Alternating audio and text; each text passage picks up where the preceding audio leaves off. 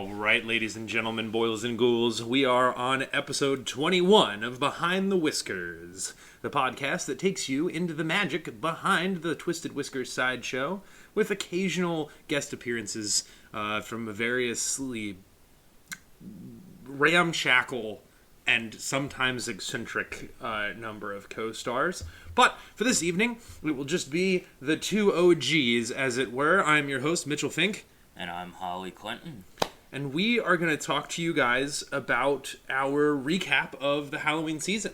Yeah, it was a very eventful season. We did a number of really quite spectacularly fun shows, put on a lot of good performances, saw a lot of new acts, new abilities, and new people starring in the show, having their acts come forth and start participating in a more functional manner. Yeah, I think that pretty much sums it up. I think, should we start at the beginning? I think we take it right back to where we go. All right. So, the beginning of this season was fraught with a lot of uncertainty for us. We went out and I can't remember if we mentioned this in the previous episode because I'm so bad about being nailed down to record these episodes. The fault is mine. It is not Harley's. Harley is ready to record a podcast episode at the drop of a hat, and I am not. That's for damn sure. It is for damn sure. So, we mentioned the reptile show the last episode. We did talk about the reptile show in brief, and then our venture out to Carey Park to watch the, Squirrel Nut Zippers. Squirrel Nut Zippers, what a name for a band. And funny enough, talking to those guys, actually they have done music several times for live circus shows, they said, which was pretty neat. However, I do think that our current grandiose plans are not quite enough to bag as our backup band, nationally touring and beloved group of musicians. Yeah, we have a little ways to go just yet. But maybe in the future. Maybe in the future. I think that it was really neat to get to see people that like vintage stuff out and about. There was a really sweet couple that said they'd been dancing swing together for like 40-something years. And they were just in the park dancing. Which, all of that is babble in the wrong direction, because that's not what we're here to talk about today. So, we come off of the reptile show, and we're feeling pretty high. That was great. Another shout out to our friends at Cold Blooded and Bizarre. Link them in the bio. We do that? Yeah, cool. I can drop a link. Show those guys enough love. True animal professionals. They absolutely love the animals that they breed and sell and take care of. Their private collections are amazing. And they were such a fun gang to perform for. So coming... Oh yeah, I still talk to both Red and Patty quite often. Solid people. I think that the next step in our journey was for me to make a determination. And this podcast originally was supposed to be a little bit more fluff and a little bit less honesty. In the true spirit of a carnival or in circus, it's mostly about the lies. But we had originally set our sights on performing at the North Carolina State Fair. And I honestly evaluated it from all corners to figure out what would this actually take. And there were a couple of problems. Namely, there was a setting issue because the show has gotten a little bit of money behind it now, but not enough money to do many big things. We could pick like 2, and I've been desperately scrounging to avoid it. So that it keeps us, and our funds free to do much broader things or things that are unexpectedly expensive, like the additional insurance going to the state fair might require. Yeah. We also took a look at our performances and our acts and found not that we are lacking, but that we needed more content. Because that's really a struggle in a variety show. Each person performs for, what? 5-10 minutes. Maximum. Up to 15 maybe, but that's a stretch. It is a stretch. And our plan for our format for the state fair was that we might arrange the shows so that every performer went on in a pair with another performer, and we might be able to offer more of a variety of content to the public. Because some parents, frankly, are not going to buy a ticket so that their child can watch you do stupid shit like eat broken glass. And maybe even getting nails in your nose might be a bit of a stretch for some of the rubes. They may not really enjoy that. So we figured we could slake the content and do, at 10 a.m., here's a half an hour show. It's something cheap, like $7, 50 people per showing. And then they would get 2 performers for roughly a half hour, including the time it takes them to get in and out of the tent. And so you could do one that's juggling and stilt work. You could do one that's clowning. We could do one, that's the strongman act. And other, super specialistly... That's not a word. I don't know where I was going with that. Specialist is something you would call somebody as a sarcastic insult, if I'm not mistaken. Or somebody that specializes in a certain field. Well, right. Obviously. Anyway. So, it's important to note that we're coming off of a really, really tumultuous Halloween party that occurred last night. And there were vices aplenty. That being said, we should do a count of how many times I can say that being said in this episode. I think we're up to 4. Yeah, we're getting there. And we're only 6 minutes in. So the plan with the State Fair was to arrange all-day performances where every performer would be on every 3 or 4 hours, which would allow for everyone to not be super stressed, because running shows all day, the circus art stuff is really sometimes extremely physically exhausting or dangerous in a way that you only want to subject your body to it so often. Fire eating's like that. I'm on a ticking time clock to give myself mouth cancer every time I do it. And because it's real. I'm actually putting real burning gasoline in my mouth. And even your strongman bit that you do with the swing is kind of tough if you were doing it 20 times a day. Yeah, it'd definitely take a solid toll on the neck and shoulders. Definitely need to work out some padding for that rig. Saying it publicly in the hopes that might spurn it into happening. Might kick you into gear on helping me. Hey, I've at least got the foam and the canvas and the tacks and the thread and the needle and the rig all in the same building now. But we'll get to that news in a bit. Getting there. So that was our plan for the State Fair, and I think it would work out. It made financial sense to do it that way, but one, they were kind of hard to get up with. I did have a couple of arrangements, different meetings or phone calls. They're very busy people, especially coming up into August, which is when I really started hammering that down. But I was still feeling unconfident. And finally, I snapped up one day and I was like, you know what? We're not there yet. And I think there's something really humbling about admitting that a piece of art that you've created is doing well, it's not there yet for certain environments. And the State Fair sees 1 million people in 2 weeks. And I think that was a very wise decision to make. I don't think half of our performers are at the caliber or stamina to put on that many shows over 11 days. The most we've done in an evening, hour-long shows so far, is 4, which was a lot. Yeah. And we did well, and we did good energy. It was really positive. We'll get to that. But it was tough. It was really, really hard. And, you're asking people to stay focused and run a Broadway show. Broadway shows will perform most twice in a day. Different kinds of stresses. But ultimately, we backed off of that because the other big problem was the tent. The tent. And what to do, and what to buy, and how to put it up, and fire retardant, and not fire retardant. Is this insurable? What can I do inside of it? They're just quickly piled up all these questions, to which I have found some answers. So we're still making progress, but it could have really quickly devolved into a really potentially scary bone-up if we had just jumped in wild-eyed and naive, and so we backed off. That made space, however, because there is a woman who shall remain unnamed to protect her anonymity. We'll call her CH.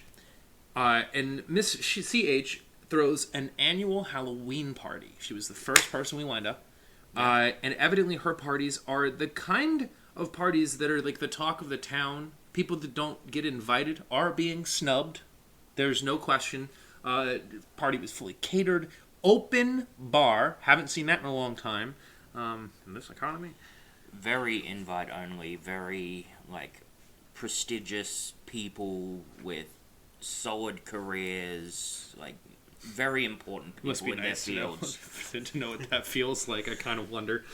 Yeah, maybe one day we'll get there. Hopefully not. But that being said, we got in cahoots with Miss CH very, very quickly. She was really excited. Her theme was a haunted carnival, which was just right up our alley. And we put that on the calendar. So then we needed to figure out how to fill in the back end of the calendar. And because the state fair was going to allow us to do a lot of things financially for the organization very quickly. And so then we had a couple of Halloween adventures. So we then had to figure out how to fill the rest of our calendar, and we entered a really interesting, and I'm going to be only but so honest about this because I don't want to be rude, but let me rephrase. I don't mind being rude. I just don't wish to be rude publicly on the air. Valid. So we're going to call it Haunted House number 1. Haunted House number 1 reaches out with some interest for us to do a show. And what's really interesting is CH was willing to pay the suggested fee after learning the variety of things we offered. We have everything from, more than 10 different variety acts, plus a damn fortune teller, plus merch, plus we bring our own props and set dressing and lighting and sound equipment, which, just for reference, that sound equipment is typically rented if it's not being used in the Sideshow's performances. For somewhere in the ballpark of, for a full-time package, lights, program, and everything, you're looking at a rental of, $4,000. It's a lot of equipment. It's not in the grand scheme of the staging world by any stretch. That's a small bill. But, we're offering our show, at the price that it's offered without that being factored in. So congratulations. You now have a PA to play your party music over. All these problems are taken care of. I will typically MC whatever the host of the party or event wants me to as they need me to, just because I'm already there. We offer what I think is a substantial value. Definitely. We got a lot of good acts, a lot of fun. Roaming chaos is a very big specialty. If you've ever caught us out in the wild, you'll know we're very chaotic people. We love to mess with everybody and scare anybody we can silly. Oh, absolutely. I think that our roots coming from a haunted house. Hello, Panic Point. Hope you're doing well. We still enjoy that aspect of things, even though we've gone far more to street entertainment as a group. But that brings us back to Haunted House number 1. So Haunted House number 1 grabs our attention and says, hey, we would really be interested in having you on for the whole season. At this point, we've already booked the Halloween show for Miss CH, and so I was kind of torn because I could at that time decline her. There's a clause in the contract that, and it was early enough out that she could have made other plans, but we didn't really want to do that because, one, we were excited about the damn party, particularly the open bar. So, also, it's a different kind of environment we hadn't performed for before. And the best part about this is these are people who were going to have the expectation set for them that they were coming to see live performance, which is much easier than convincing people at a haunted house, as we were to discover, that that's something they should enthusiastically do. Also, these people weren't buying tickets. She paid for the entertainment for her party, so, that's not even on the table of consideration of things that are a problem for people to be like, oh, well, was the price right or too high or too low? We didn't have to do any of that. Yeah. So we were really excited about this private party. And when Haunted House number 1 approaches us, we offered them a couple of things. What's interesting about the haunt world coming from it, and now I'm really tattling on my brethren here, is most haunted houses, especially in their younger years, have a bad tendency to overinflate their opinions of how well their business is doing in comparison to everybody else. My shit is great, your shit is awful. Why? Because it's your shit, not my shit. And that's how most of them act. It's very competitive. For something that more is more. Yeah. The competitive nature of the haunt world is completely insane and silly to me, because most people that are willing to spend $70 on your damn VIP ticket will probably do it twice, and they will probably go somewhere else too. So you need to be flashy and keeping up with the times, but the dragging each other down thing gets old. So we're already getting a taste of that medicine, and funny enough, while telling them in the conversation, yeah, so we were the team that for the last 4 or 5 years were the production people at Panic Point, which is enough information if you're being studious to realize very clearly that I understand how this game works. To my favorite line to throw around, don't quote the deep magic to me, which I was there when it was written. This is not new news. No. We know how this game works. So we approached the first haunted house, and they offer us a really low ball number, and we were like, okay, we could do this for you, but we're not doing this for the whole season. And they make an offer that was polite, but I said, well, you are wanting us to some degree to go on, go on the take with you, as in they were going to sell tickets and we were going to get a cut, which was a fine concept, except that as a professional business that had operated for, in this case, not a small amount of time, they could not tell us any reliable information about how many tickets they anticipated they were going to sell. I would never hold a business owner to that and be like, if you don't sell 1 million tickets, then we're going to court. Like, shit happens, weather happens, hurricanes happen. Haunted houses are a risk-it kind of business for 18 days. But you typically at least have some sort of charting to say how your numbers have done over the years. First year, 500 people came over the season. Second year, 2,000. You usually have that number somewhere in a book to chart your own progression. Well, inevitably, right? You must, and major compliments to our alma mater. Let's call it Panic Point. Those guys there keep immaculate business records. Oh yeah, and can make all sorts of different kinds of projections. And without spilling their secrets all over the air here, they made many kinds of projections with different situations and different models, entirely factored off of that base data, which is they've been open now for, this is their 15th year, and you can see some trends over time. How are you doing? How is this year compared to last year? Like, those are really relevant factors for anybody who's actually making a living at this. So color me slightly surprised when they not only refused to offer this information, but said, oh, we don't have it. The bookkeeper died a couple years ago, and so we have none of his information. And we're like, huh? How do you not have your own books? That just seems absolutely ridiculous to me, and it was the bluff was called. The bluff was called, because unfortunately Haunted House number 1, although they did send me a cheeky little message their opening weekend, because I politely replied and was like, well, look, I'm not going to ask all these performers to come along on this effort if it's not going to be worthwhile. And maybe it would have been. But our show is more about us having fun than anything else at this juncture. It's an idea we're flirting with and we're having fun with and we're building, and we'll see if it goes somewhere, which is what we started this whole premise on. It would take time, take a lot of time. Yeah. And so making risky decisions when a project's really fragile is bad. You want to play with known entities, always go with the devil you know, has been my kind of, not that I won't try new things, but to aggressively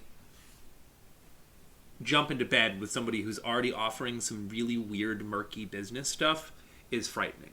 In the end, I think I offered them a number and said, hey, how about this? You keep all of the money you sell from tickets, just pay us a flat rate for a night, which is essentially a guarantee. A lot of bars will do that. Yeah. Where if a bar, or even bigger venue than a bar, wants to hire an act, well, actually DPAC does this with some shows, where to bring the act into the theater for the purposes of the theater making a profit on the ticket sales, they have a minimum number that you will have to pay the act out. Regardless of how well you do or don't do, that is your risk. Because the act has to give up their time, and they cannot perform in other places if they're gambling on you. So most big acts, especially big shows, that are genuinely, the nut to cover to move some of those shows, $100,000 in expenses is not actually crazy for a Broadway show to pop up for a week. And that's, payroll, actors, repair materials if you need those for your various things, consumable supplies, the trucking, which is insane, like all those things. You're not going to walk into that and be like, oh, yeah, we'll just see how the tickets sell. Yeah, definitely not. That's way too risky of a game to be playing. You need some guarantee off the bat, even if it is just the participation numbers off previous years. jumping into bed with that sort of, as you put it, murky information. It wasn't. They were very polite, but yeah. And then in the end, the text message I got back was kind of funny. It was like we did really, really great this opening weekend. We're crushing our numbers, and. What numbers? Right. Okay, but that implies how many people, and so it was really tough because these guys seem really nice, and maybe one day down the line, the show's doing better going there for a night, possibility. But for now, I think we made the right call. We had another haunted house that was interested in a media night, but we're learning about the value to a haunted house of how much they want to pay for the sideshow, because a lot of haunted houses will prey upon people who have an enthusiasm and pay them really, really badly. Because they don't have a lot of money. It's an expensive game to play. And so a lot of haunted houses are used to this idea, unfortunately, that we'll get volunteers to come out and help. It's for the good of the children. What children? You're not a charity. Great, you do a canned food drive once a blue moon.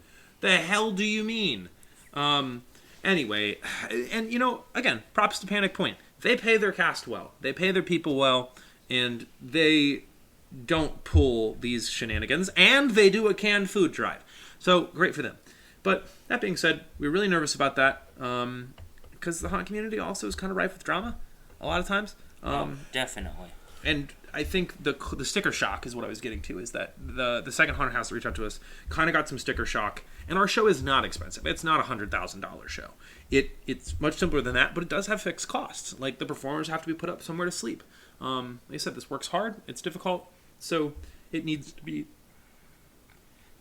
gas, needs to be accommodation, need time to set up, need to have the running costs fulfilled.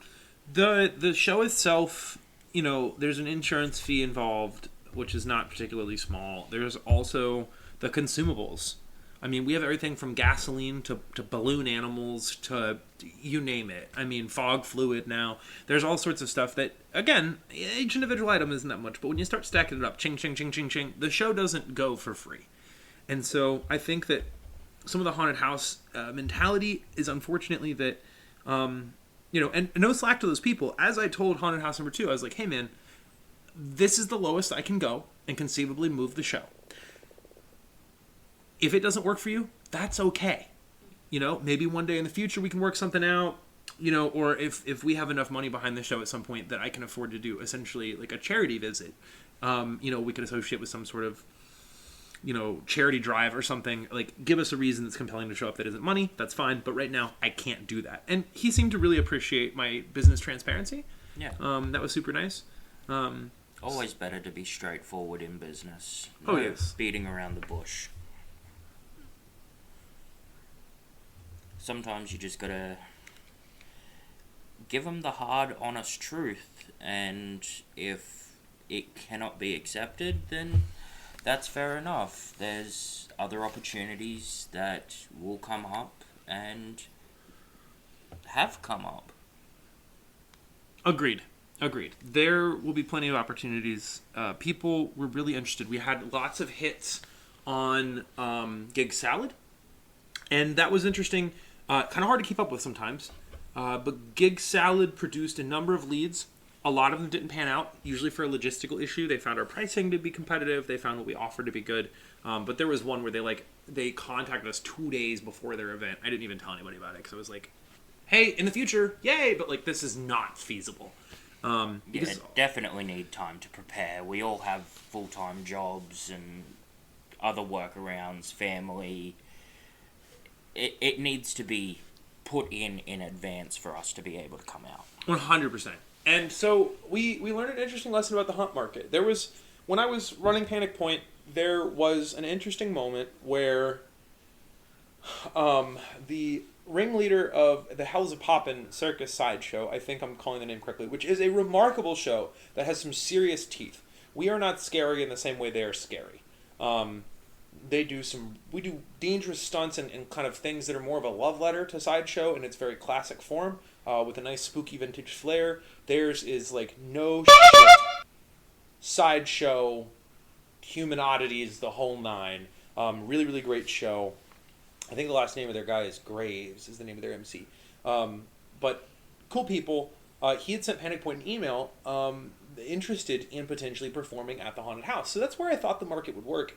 And in the end, Panic Point is very much a standalone business. They do what they do. They don't bring in a lot of outside variety acts. However, Woods of Terror and Lake Hickory, they do bring in outside acts and live bands. Everybody's got their own flavor. I mean, Spooky Woods is kind of the same way, where they don't do a lot of outside performers during their nights. I don't know what other events they have done in the past. Yeah. But all of those haunted houses variously have their own thoughts and, kind of feelings about the importance of having that extra flavor outside of their main show.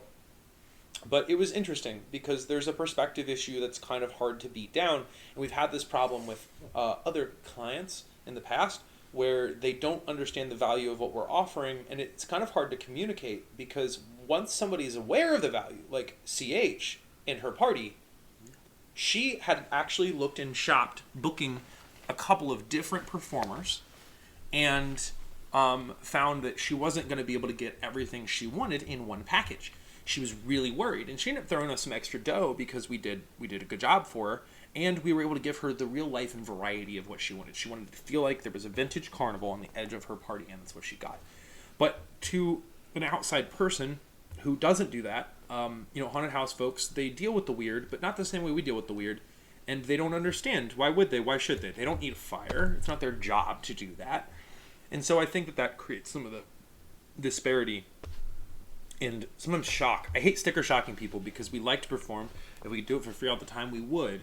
It's just not practical.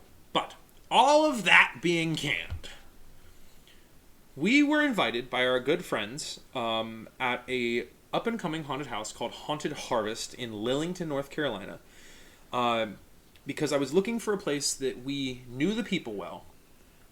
He was able to provide us numbers. We made some calculated guesses based on that to basically play and see what is this actually like to perform on Haunted Houses Midway and charge an additional ticket for the show. And we had to play with our pricing a little bit. It was an interesting game.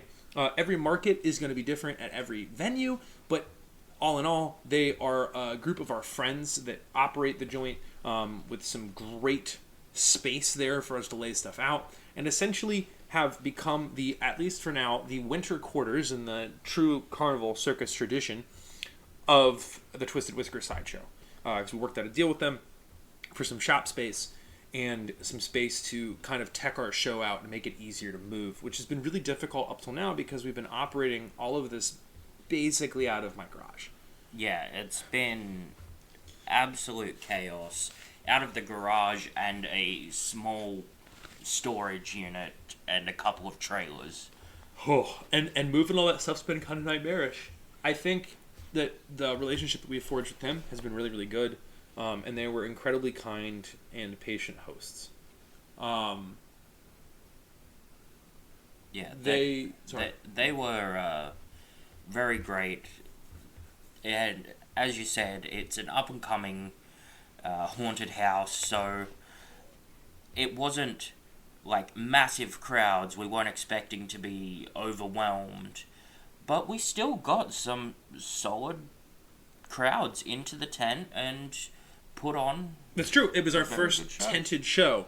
So we managed to pick up a 20 by 40 tent, which is actually 10 feet wider or longer than we did in our sketches.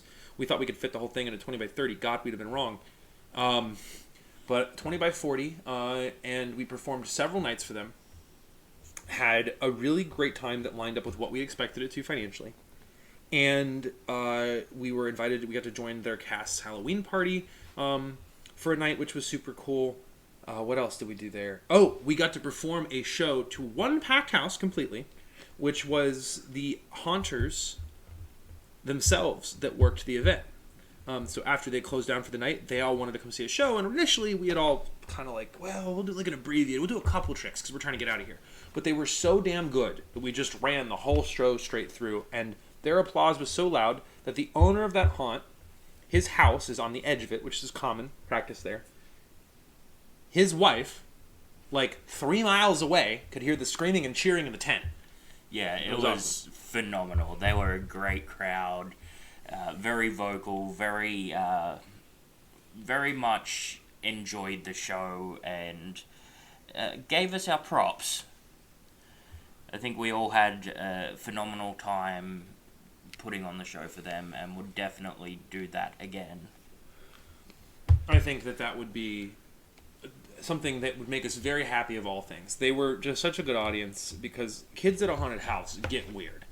A lot of times one of the struggles with this kind of show is the way that Sideshow traditionally focused, and coming up in our next episode, we're going to talk about a trip we made to the Showman's Museum in Gibtown, Florida.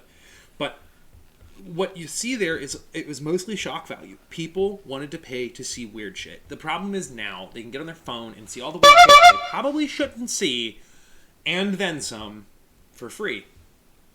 So a lot of people today, either they nose up at it how they would have, but you could have gotten them back there because they wouldn't see the unusual every day. So they would go, well, all right, it's really not my thing, but I'll go watch it. And some of the crowds we had at Harvest were very diverse.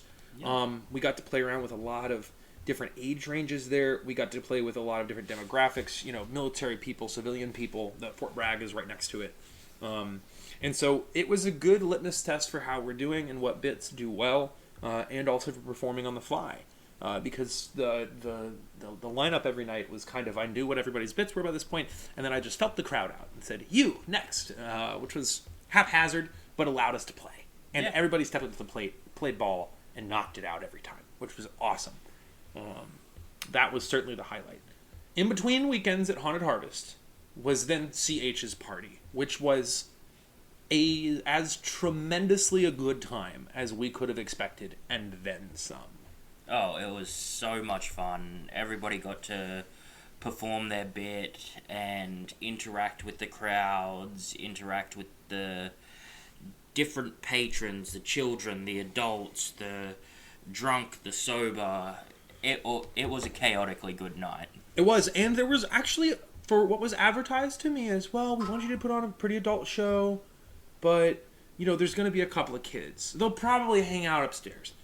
The kids were our ringers, man. I mean, the adults were there having a good time, but they were having a normal, chill, we're off work kind of party. They were there to drink, eat some food, socialize a little bit, and they liked us, and they paid kind attention, but they weren't, overtly enthusiastic. Yeah. They were just kind of checking it out, this is cool, which is what the expectation was. But the kids lost their minds. Oh, yeah.